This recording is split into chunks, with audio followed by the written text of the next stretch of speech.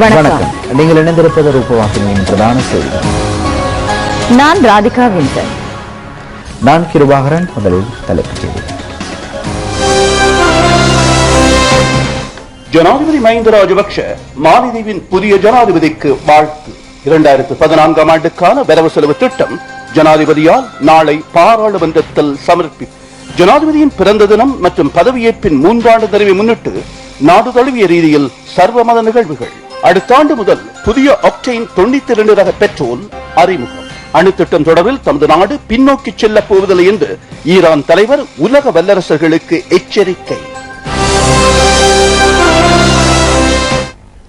இனி விரிவான செய்திகளில் முதலில் உள்நாட்டுச் செய்திகள். ஜனாதிபதி மஹிந்த ராஜபக்ஷ மாலைத்தீவின் புதிய ஜனாதிபதி அப்துல்லா யமீன் அப்துல் கயூமுக்கு வாழ்த்து தெரிவித்துள்ளார். அவரது கொள்கை மற்றும் தலைமைத்துவம் மீது மக்கள் வைத்துள்ள நம்பிக்கை வெற்றிக்கு பெரிதும் வழிவகுத்துள்ளது என்று ஜனாதிபதி தனது வாழ்த்துச் செய்தியில் மேலும் குறிப்பிட்டுள்ளார். இலங்கைக்கும் மாலைத்தீவுக்கும் இடையிலான ராஜதந்திர உறவுகள் 1960ஆம் ஆண்டு ஆரம்பிக்கப்பட்டன. இது நட்புறவு, ஒத்துழைப்பு, பரஸ்பர கௌரவம் ஆகிய சம்பிரதாயங்களை உள்ளடக்கியிருப்பதாக ஜனாதிபதி மஹிந்த ராஜபக்ஷ தெரிவித்துள்ளார். சர்வதேச விவகாரங்களில் இலங்கைக்கு சார்பான மாலைத்தீவின் கொள்கை இரு நாடுகளுக்கும் இடையிலான சகோதர பிணைப்பினை உறுதிப்படுத்துவதாக ஜனாதிபதி குறிப்பிட்டுள்ளார். இலங்கைக்கும் மாலைத்தீவுக்கும் இடையிலான வர்த்தக உறவுகள் பலமடைந்து வருகின்றன. ஏற்றுமதி, இறக்குமதி சம்பந்தமான விடயத்திலும் இரு நாடுகளுக்கு இடையில் சிறந்த உறவுகள் காணப்படுகின்றன. மாலைத்தீவு இலங்கைக்கு மாசிக்கரவாட்டை ஏற்றுமதி செய்கின்றது. இலங்கை மாலைத்தீவுக்கு அரிசியை ஏற்றுமதி செய்து வருகின்றது. மாலைத்தீவில் அண்மையில் வெற்றி பெற்ற யமீன் அப்துல் கயூம் மாலைத்தீவின் முன்னாள் ஜனாதிபதி மஹ்மூத் அப்துல் கயூமின் சகோதரர் ஆவார். இலங்கையின் 68வது வரவு செலவு திட்டம் நாளை பாராளுமன்றத்தில் சமர்ப்பிக்கப்படும். அபிவிருத்தியை இலக்காக கொண்ட பல யோசனைகள் அதில் உள்ளடங்குவதாக தெரிவிக்கப்படுகிறது.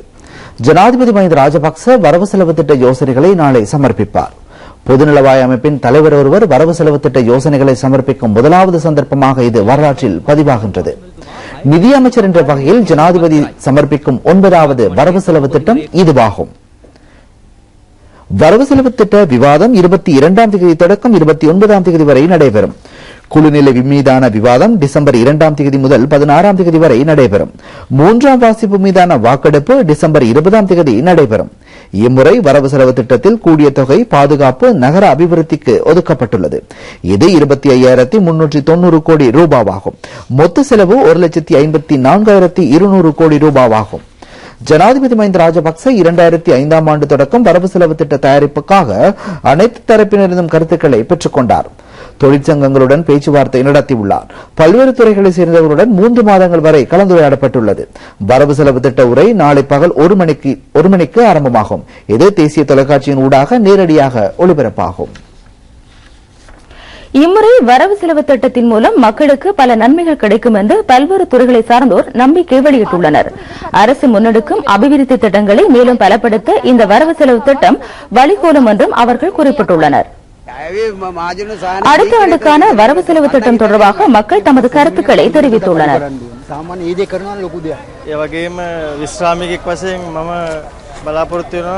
අපිට සහනයක් ලැබෙයි කියලා. හොඳ හැම පැත්තටම සාධාරණය කරනවා හොඳයි කියලා හිතනවා. මේ ආණ්ඩුව වෙනත් ආණ්ඩුවක් නොකරපු වැඩ කොටසක් කරලා තියෙනවා. මෙතෙක් මේ අවුරුදු ගානට ඉදිරියේදී අපිට බලාපොරොත්තු වෙන්න පුළුවන් සෑහෙන සංවර්ධනයක් මේ රටේ සිද්ධ වෙයි කියලා. 100 கொள்கலன் பெரிய வெங்காயத்தை இறக்குமதி செய்ய உள்நாட்டு வர்த்தக அமைச்சு தீர்மானித்துள்ளது. விலை அதிகரிப்பை குறைப்பதே இதன் நோக்கமாகும். உள்ளூர் சந்தையில் பெரிய வெங்காயம் விலை அதிகரித்துள்ளது. இடைத்தரகர்கள் மொத்தமாக வெங்காயத்தை களஞ்சியப்படுத்தி வைத்துள்ளதனால் விலை அதிகரித்துள்ளதாக விவசாயிகள் தெரிவித்துள்ளனர். இந்தியாவிலிருந்து பாகிஸ்தானிலிருந்தும் அடுத்த வாரம் பெரிய வெங்காயம் இலங்கைக்கு கிடைக்க உள்ளது. தனியார் துறையினரின் 80 வீத பெரிய வெங்காய கொள்கலன்களை ஏற்றிய கப்பல் ஒன்று நேற்று கொழும்பு துறைமுகத்தை வந்தடைந்தது. இவை சந்தையில் வழங்கப்பட்டதன் பின்னர் விலை குறையாவிட்டால் லக்சதோச ஊடாக 1 கிலோ பெரிய வெங்காயம் 130 ரூபாய் என்ற விலையில் விற்கப்படும் என்று அமைச்சர் ஜான்ஸ்டன் பெர்னாண்டோ தெரிவித்துள்ளார். கடந்த வாரம் பெரிய வெங்காயத்தின் இறக்குமதி வரி 25 ரூபாவினால் குறைக்கப்பட்டது. பெரிய வெங்காயத்தை பதுக்கி வைத்திருப்பவர்களுக்கு எதிராக கடும் சட்ட நடவடிக்கை எடுக்குமாறு அமைச்சர் ஜான்ஸ்டன் பெர்னாண்டோ குறிப்பிட்ட அதிகாரிகளுக்கு உத்தரவிட்டுள்ளார். போதைப்பொருள் பாவிப்பவர்களுக்கு எதிராக கடுமையான சட்ட நடவடிக்கைகளை எடுக்கப் போவதாக அபாயகர ஔடத கட்டுப்பாட்டு சபை தெரிவித்துள்ளது. போதைப்பொருளுக்கு அடிமையாகிய சுமார் 48,000 பேர் கடந்த வருடம் கைது செய்யப்பட்டனர். இது 2011ஆம் ஆண்டுடன் ஒப்பீட்டு அளவில் அதிக எண்ணிக்கையாகும். போதைப்பொருளுக்கு அடிமைப்பட்டவர்களை கைது செய்யும் போது அரசியல் அழுத்தங்கள் இடம்பெறாமை அந்த பணிகளை வெற்றிகரமாக முன்னெடுக்க பெரும் வாய்ப்பாக அமைந்தது என்று ஔடத கட்டுப்பாட்டாளர் சபையின் தலைவி திருமதி லேசா டி சில்வா தெரிவித்துள்ளார். போதைப்பொருளுக்கு அடிமைப்பட்டவர்கள் தொடர்பான தகவல் அடங்கிய நூல்களையும் ஔடத கட்டுப்பாட்டாளர் சபை இன்று வெளியிட்டது. போதைப்பொருள் பாவனை தொடர்பாக 2011ஆம் ஆண்டு சுமார் 42,500 பேர் கைது செய்யப்பட்டனர்.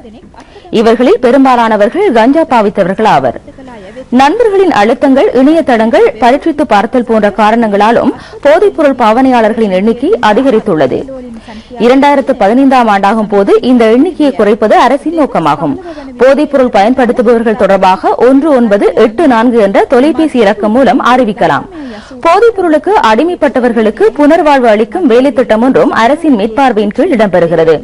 புனர்வாழ்வு பெற்று வருபவர்கள் தொடர்பாக சமூகம் சிறந்த கண்ணோட்டத்துடன் பார்க்க வேண்டும் என்றும் ஔடத கட்டுப்பாட்டாளர் சபையின் தலைவி திருமதி லேசா டி சில்வா தெரிவித்துள்ளார்.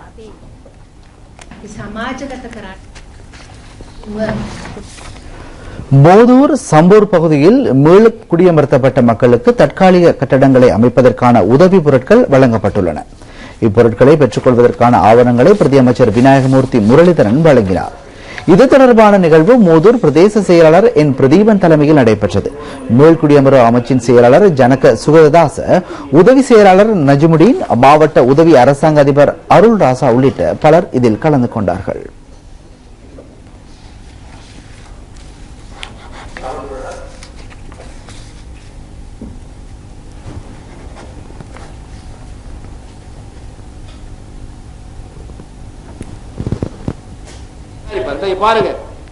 நீங்கள் இணைந்திருக்கும் ரூபாகினியின் பிரதான செய்திகளில் தொடர்பான வெளிநாட்டு வர்த்தக விளம்பரத்தை மேலும் சில உள்நாட்டு செய்திகளை எதிர்பார்க்க. நீங்கள் இணைந்திருக்கும் ரூபாகினியின் பிரதான செய்திகளில் தொடர்பான மேலும் சில உள்நாட்டு செய்திகள். ஜனாதிபதி மஹிந்த ராஜபக்சவின் பிறந்த தினத்தை முன்னிட்டும் அவரது 2வது பதவிக்கால பதவியேற்பின் 3வது நிறைவை முன்னிட்டும் விசேட துவா பிரார்த்தனை அமைச்சர் ALM அதாவுல்லாவினால் இடம்பெற்றது. இந்த நிகழ்வின் போது வாழ்வாதார உதவிகளும் வழங்கப்பட்டன. கிழக்கு மாகாண அமைச்சர் MS உதுமாலபை, மாநகர முதல்வர் A அகமது ஷக்கி, மாவட்ட அரசாங்க அதிபர் நீல்டி அல்வேஸ், பிரதேச செயலாளர், அதே நேரம் பிரதேச தவிசாளர் உட்பட பலர் இதில் கலந்து கொண்டார்கள். இந்த நிகழ்வின் போது ஜனாதிபதிக்கும் நாட்டு மக்களுக்கும் அரசாங்கத்திற்கும் நல்லாசி வேண்டி விசேட துவா பிரார்த்தனை இடம்பெற்றது குறிப்பிடத்தக்கது.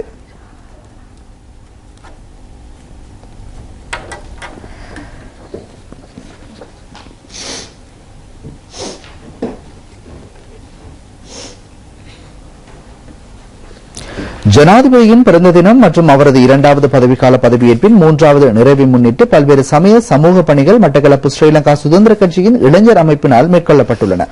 இதன் கீழ் மஞ்சந்தொடுபாய் தொழில்நுட்ப கல்லூரியில் மட்டக்களப்பு ஸ்ரீலங்கா சுதந்திர கட்சியின் இளைஞர் அமைப்பின் தலைவர் VS சுஜாத் தலைமையில் மரநடுகை இடம்பெற்றது. இந்த நிகழ்வில் பிரதம அதிதியாக காத்தான்குடி போலீஸ் நிலைய பொறுப்பதிகாரி VL அஜித் பிரசன்ன உட்பட பிரமுகர்கள் கலந்து கொண்டார்கள். ஜனாதிபதியின் 68வது பிறந்த தினத்தை முன்னிட்டும் அவரது 2வது பதவிக்கால பதவியேற்பின் 3வது நிறைவை முன்னிட்டும் மலையகத்தில் பல்வேறு பகுதிகளில் விசேட வழிபாடுகள் இடம்பெற்றன.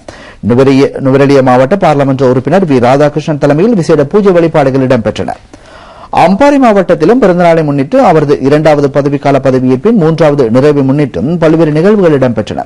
அக்கரைப்பற்று பிராந்திய எல்லையின் வீதி அதிகார சபைக்கு உட்பட்ட வீதிகளில் 3500 மரக்கன்றுகள் நடப்பட உள்ளன. இது தொடர்பான திட்டத்தை அதிகார சபையின் பொறியியலாளர் MI நஜ்முதீன் ஆரம்பித்து வைத்தார். ஜனாதிபதி மஹிந்த ராஜபக்சவின் பிறந்த நாள் மற்றும் அவரது 2வது பதவிக்கால பதவியேற்பின் 3ஆண்டு நிறைவை முன்னிட்டு நல்லாசி வேண்டி ஏறாவூர் நகர பிரதேச செயலகத்தினால் விசேட பிரார்த்தனை நிகழ்வு இடம்பெற்றது.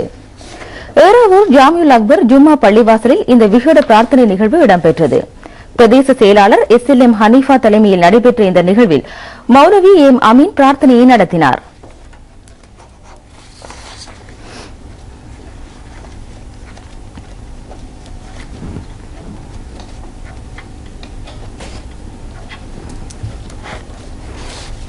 ஜனாதிபதி மஹிந்த ராஜபக்சவின் பிறந்த நாள் மற்றும் அவரது 2வது பதவிக்கால பதவியேற்பின் 3ஆண்டு நிறைவை முன்னிட்டு கிழக்கு மாகாணத்தில் விசேட பூஜை வழிபாடுகள் தொடர்ந்தும் இடம்பெற்று வருகின்றன. பொதுநலவாய அமைப்பின் தலைமை பொறுப்பை ஏற்றுள்ள ஜனாதிபதிக்கு நல்லாசி வேண்டி அனைத்து மக்களும் இனமத பேதமின்றி ஒன்றிணைந்து வழிபாட்டு நிகழ்வுகளை நடத்தி வருகின்றனர். மட்டக்களப்பு மதரிஸ் சமயத்தவரால் ஒழுங்கு செய்யப்பட்ட ஆசீர்வாத திருப்பலி மட்டக்களப்பு கோட்டமுனை மதரிஸ் தேவாலயத்தில் நடைபெற்றது. ஆலய பங்குத்தந்தை அருட்திரு ஸ்ரீநேசன் தலைமையில் நடைபெற்ற இந்த நிகழ்வில் அம்பாறை மறைமாவட்ட ஆயர் கலாநிதி ஜோசப் பொன்னையா ஆண்டகை கலந்து கொண்டார். பொதுநலவாய அரசு தலைவர்கள் மாநாடு வெற்றிகரமாக முடிவடைவதற்கு பலர் அர்ப்பணிப்புடன் தமது பங்களிப்புகளை வழங்கியிருந்தனர்.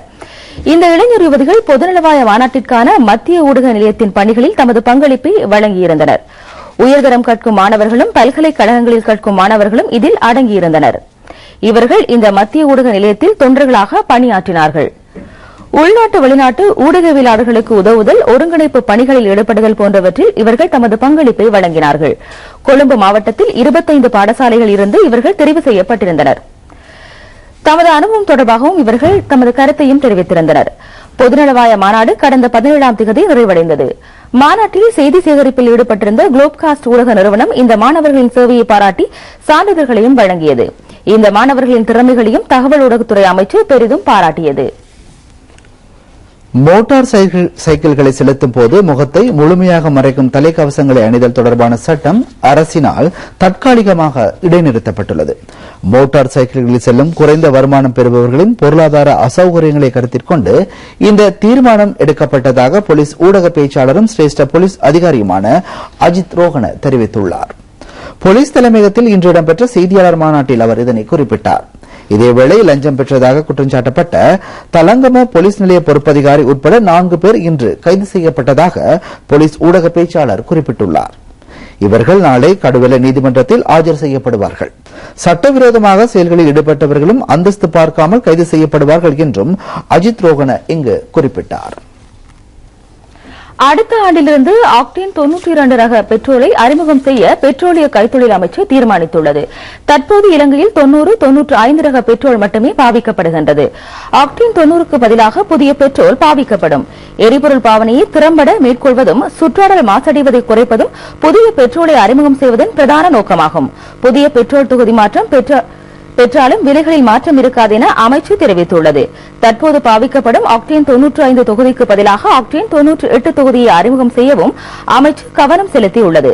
அது 2ஆம் கட்ட நடவடிக்கையாக அடுத்த ஆண்டில் நடைமுறைப்படுத்தப்படும்.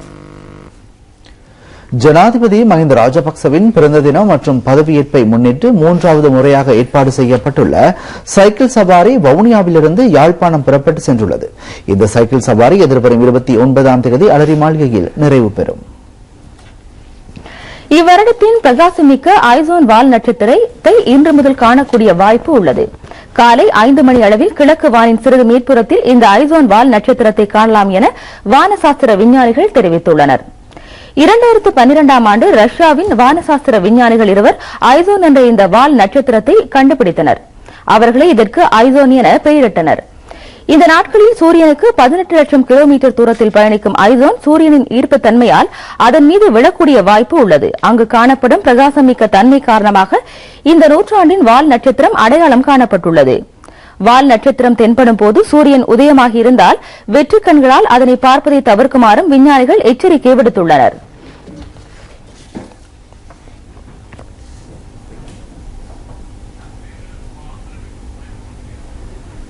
එක එල්ලේ නොබලන ලෙස විද්‍යාඥයෝ අවවාද කරති. පෘථිවියට අයත් වායුගෝලයේ පිහිටි. இத்துடன் ரூபவாகினியின் பிரதான செய்திகள் நிறைவடைந்தன. வணக்கம்.